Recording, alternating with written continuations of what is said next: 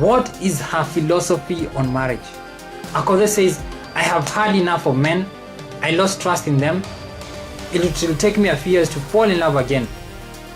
She says that the love she has is for her and her children. That she has no man, that no man has plans for her. She says that no man can handle her.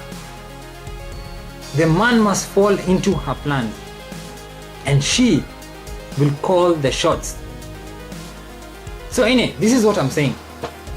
If you start with the wrong step while crossing a river, you will fall into the river and you will get wet.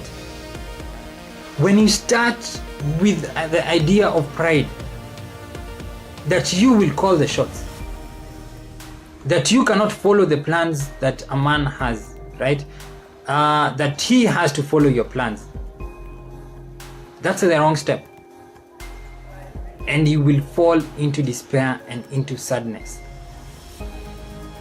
So, even men, they are told, do not be alone at home.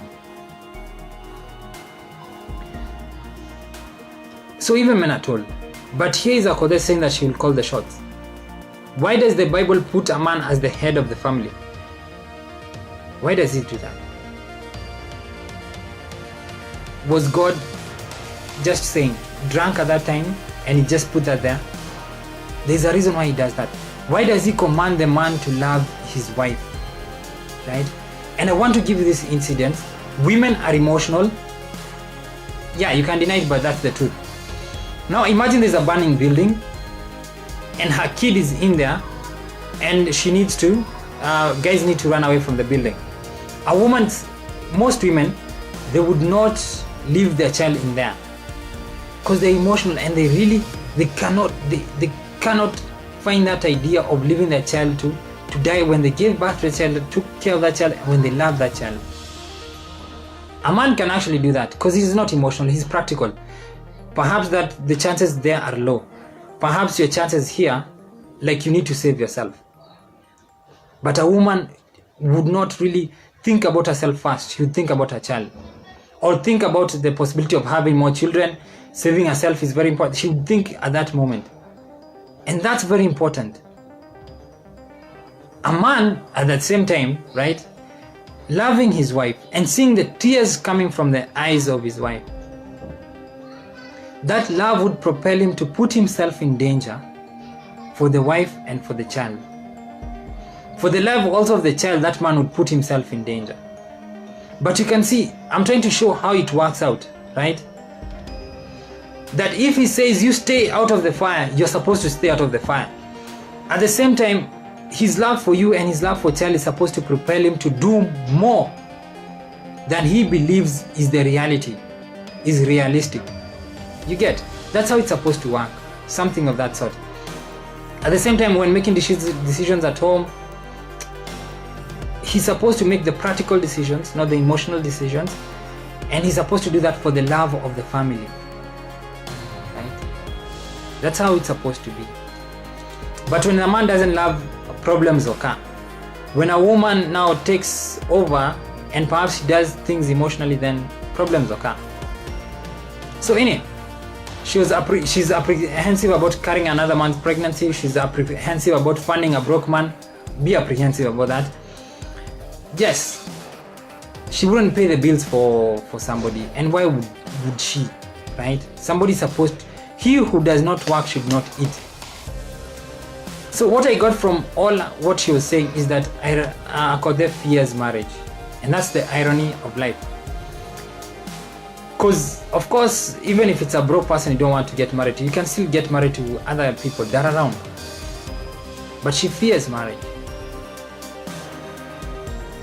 Because yes, she might not fear the media, she might not fear criticism, but when it comes to marriage, it's your heart that's at play. It's not your mind. You cannot run away from your heart and hide in your palace. It will eat you up. So anyway, I think that she fears that a lot. And then her idea of like a marriage. When we start dating, then we have a child. So her idea of dating, it includes having, she calls it kusoma katiba. That's having sexual intercourse. And that's a bit of a problem because when Start from the note of having intercourse before the time is right, before a predetermined time.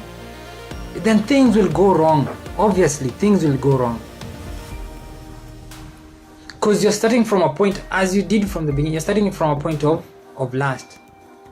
And the lust might come before the love comes. And that's dangerous. Because lust is unsustainable.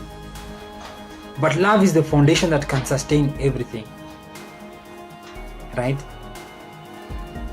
And when you lust for this person, you can lust for another person. But when you truly love one person, then you will stick with that person. So her idea of, how relationships form, they are wrong. So when it comes to her idea of getting into a marriage, then it would explain why she cannot do so, or why she fears doing so. Because her approach to it is, she doesn't know how to approach it in the right way. And her approach might require giving up control, not calling the shots. And that's dangerous when your heart is at play. But without a risk, where is the reward? So when she speaks about it, when you look at a man, he's stable, he has a big car, he has a Range Rover, and that seems to be like her idea of how you evaluate a man before you get into a marriage. And this is what I'm saying. She has a transactional idea of relationships.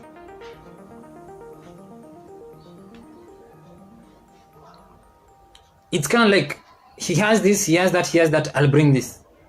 Right? Where love in itself, it gives without asking for return, without having you to have something. And when you spread these philosophies of transactional relationships, contracts go wrong. Because eventually something ignites within you and you discover, my heart is not at peace. This is not what I wanted. I could get something else. And that's when you breach the contract. And imagine when you breach a contract when you already have kids. So anyway, she complained that she cannot trust men. So you cannot trust men, and that's okay, right? Because they hurt you a lot.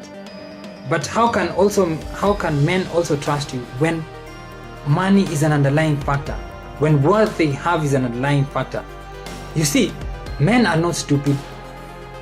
They would know when you are seeking after something as opposed to seeking after them. Because they want a desire.